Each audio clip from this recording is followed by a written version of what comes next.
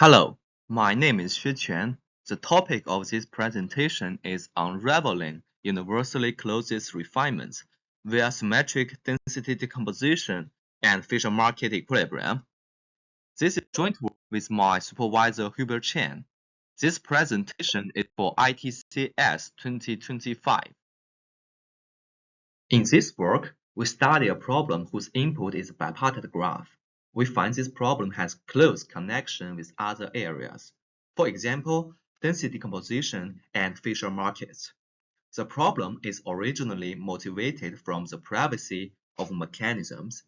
The problem is interesting itself mathematically. Now, I would like to define the problem. The name of the problem is Closest Distribution Refinements Problem. Now, I would like to define what is the input of the problem. The input of the problem is a vertex-weighted bipartite graph. On the left-hand side, the vertex set is called I0. On the right-hand side, the vertex set is I1. F is the edge set, and the vertices are weighted by W. It is non-negative. And on each side, the weights sum up to 1. That's why we call it a distribution instance. In order to define the output, we need the concept of refinement. Here, alpha 0 is a refinement. It specifies how vertices in I0 distribute its weight to its incident edges. So, alpha 0 is an edge weight.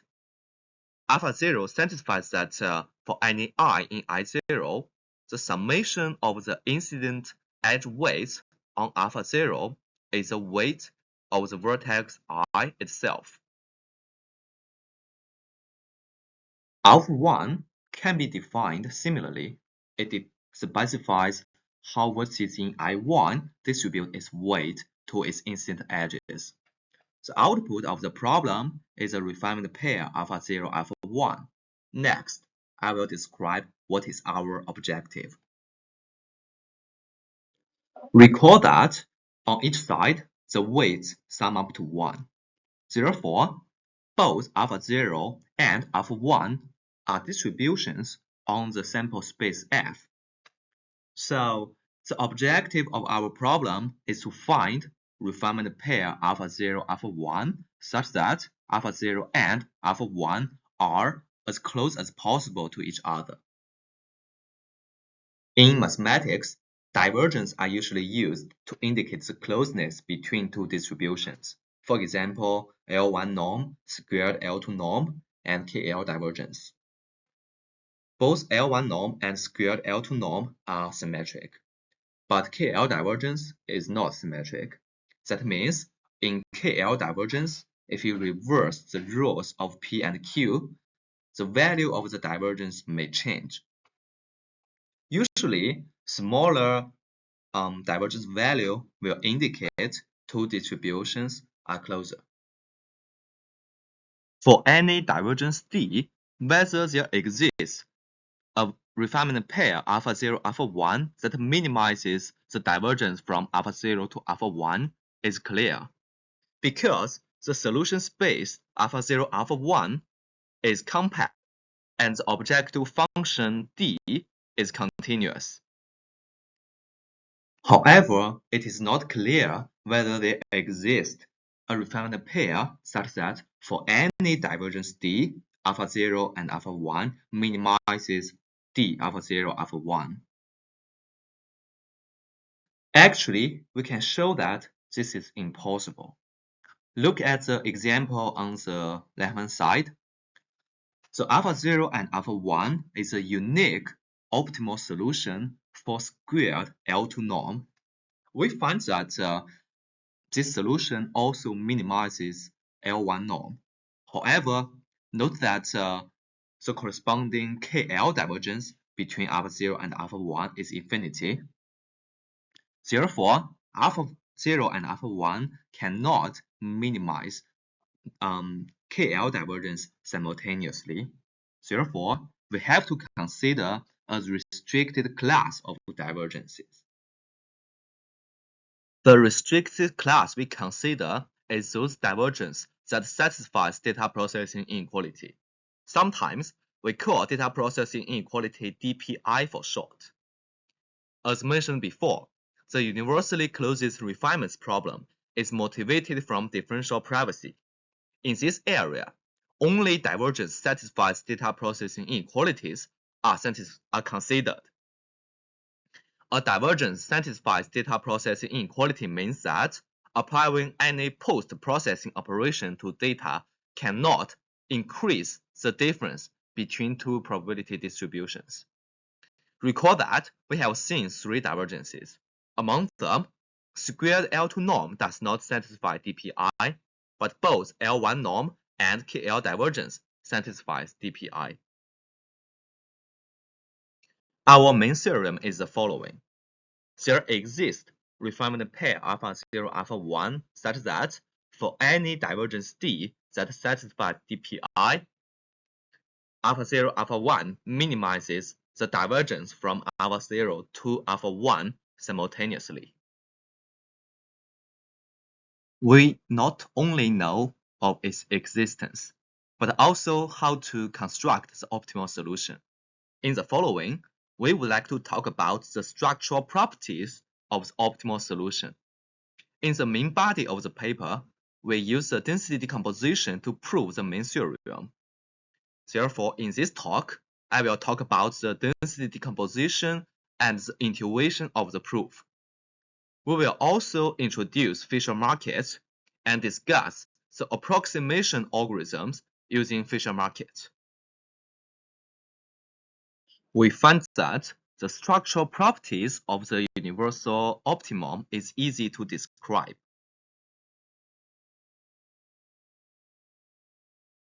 To describe the structural properties, we need the concept of payload.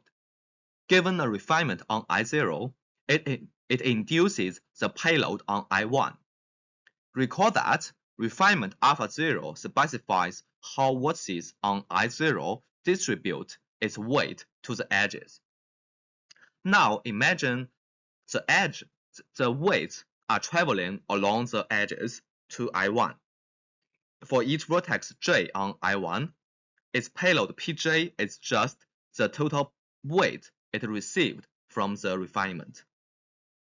For example, now suppose the edge weights represent alpha 0. It induces a payload vector on I1. Look at the purple vertex. It receives 0.4 from the red vertex, 0.05 from the green vertex, and 0.2 from the blue vertex. Therefore, its payload is just 0.4 plus 0.05 and 0.2, which equals to 0.65.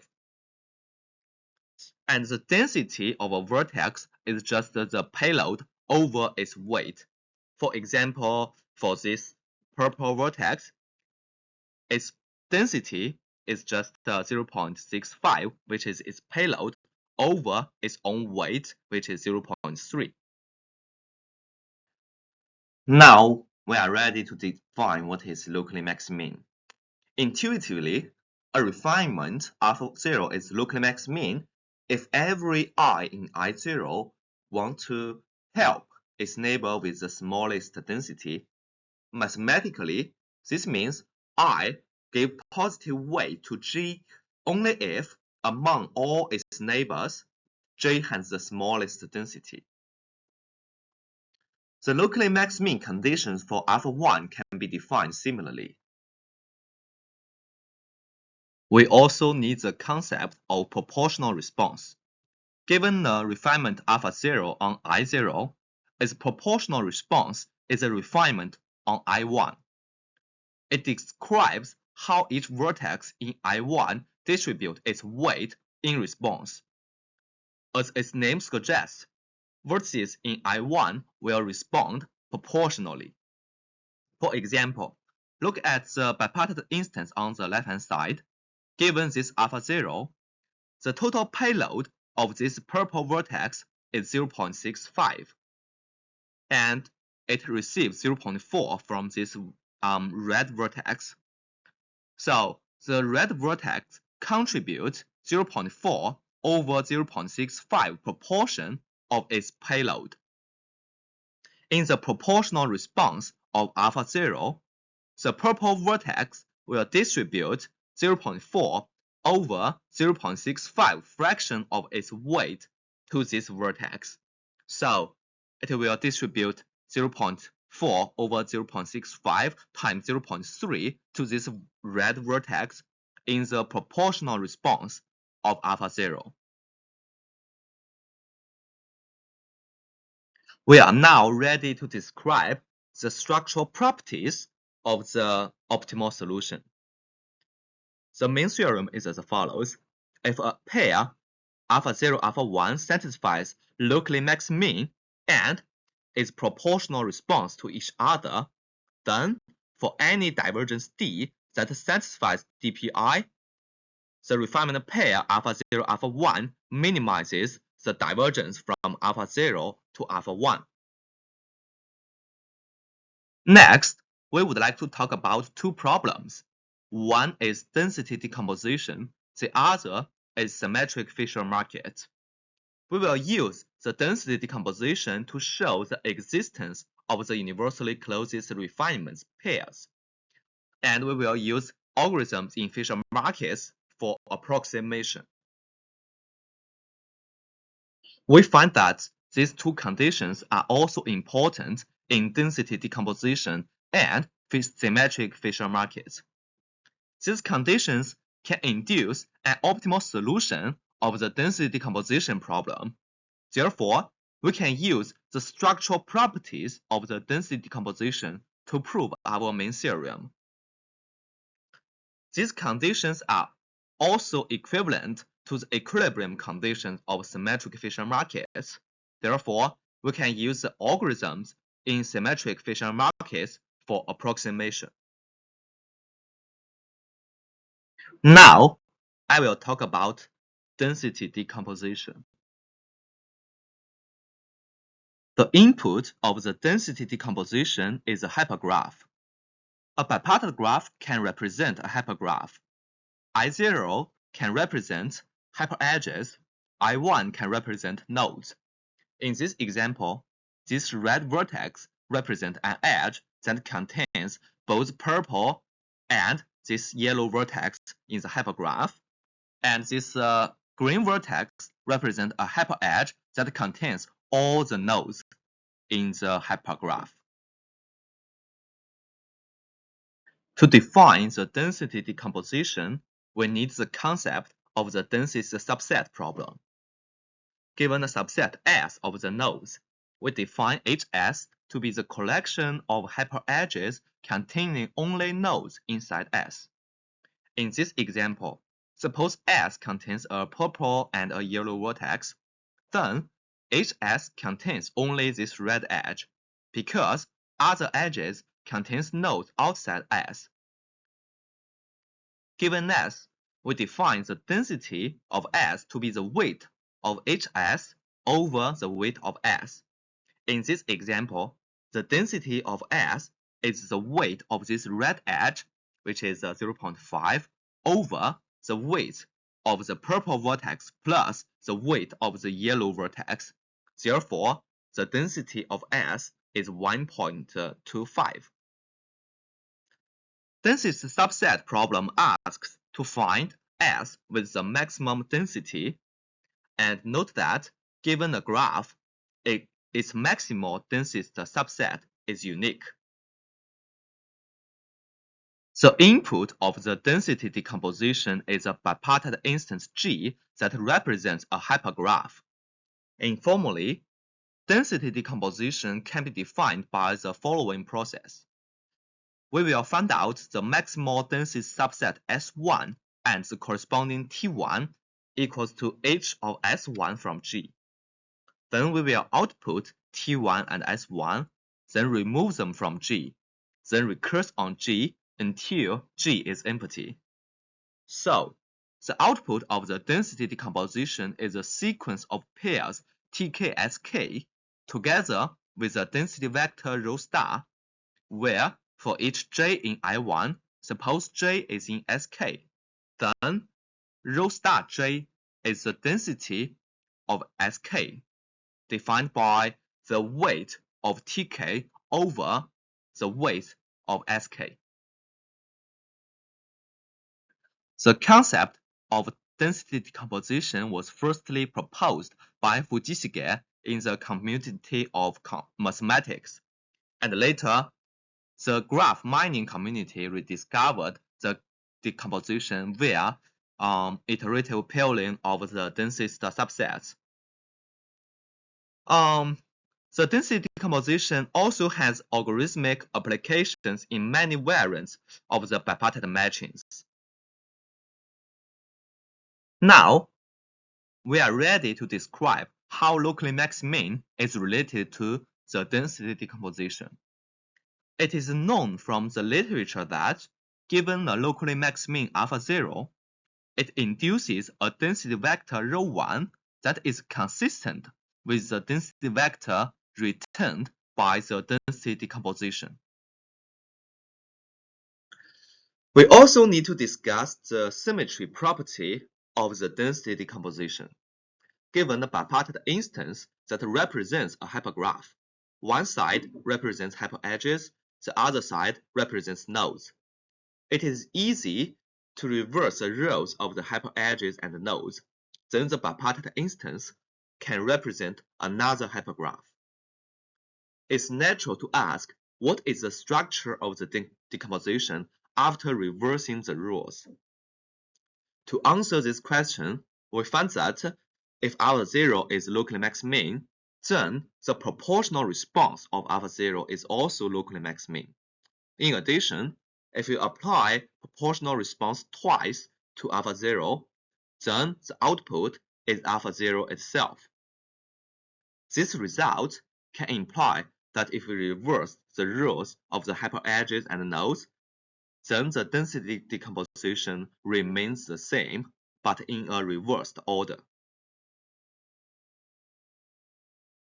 This symmetry property is a key ingredient in proving our main theorem. This is just the intuition. For the details, you can read our paper. We finished the part about existence. Next, I will talk about the algorithms. Now, we know that if a refinement pair is locally max-min and proportional response, then it is the optimal solution to the universally closest refinement problem. The remaining task is to find such a refinement pair. Recall that if a refinement pair is locally max-min, then it is corresponding to an optimal solution of the density decomposition problem. Then, any algorithm for density decomposition can help to find such a refinement pair. Actually, the density decomposition is solvable in polynomial time. We can solve at most n instances of the densest subset problem, and each instance can be solved using the maximum flow or a linear programming. We can also solve this problem in near-linear time by solving the mean quadratic cost flow problem using the algorithm proposed by Chen et al. However, these algorithms have the following drawbacks. They are computationally expensive for large graphs and is not applicable to distributed settings. Therefore, approximation distributed algorithms are also interesting. There are many iterative first-order methods based on the quadratic program that have been developed in this community. For example, Frank-Wu-based algorithm, for example, Fista-based algorithms. To the best of our knowledge, these algorithms only have a good guarantee on the absolute error. An approximate rho has an epsilon absolute error under a norm to the exact solution rho star if the norm of their difference is less than epsilon. However, in the area of the density decomposition, there is no algorithm to find an approximate such that each coordinate has a good guarantee. There are such algorithms in the area of Fisher markets. Now, I would like to introduce Fisher markets. A bipartite instance can also be interpreted as an input of a symmetric Fisher market. Left-hand side I0 is a set of buyers. Each buyer I has a budget Wi. Right-hand side I1 is a set of sellers. Each seller has 1 unit of a divisible item. For each seller J, if a buyer I is its neighbor, then the utility of I to get 1 unit of good from J is Wj. If I is not a neighbor of J, then the corresponding utility is 0. The solution of a Fisher market instance is a refinement alpha 0. There are many ways to characterize the optimal conditions, which is also called equilibrium conditions of the alpha 0. One of which is the locally max-min conditions. In addition, at the equilibrium, the price of each seller corresponding to its density. Here we introduce the concept of multiplicative error and then describe the approximation results. The multiplicative error is defined as follows. An estimate rho has a multiplicative error at most epsilon if, for each coordinate I, the absolute value of the difference between rho I and rho star I is at most epsilon times rho star I. Recall that market equilibrium is equivalent to the locally max-min condition.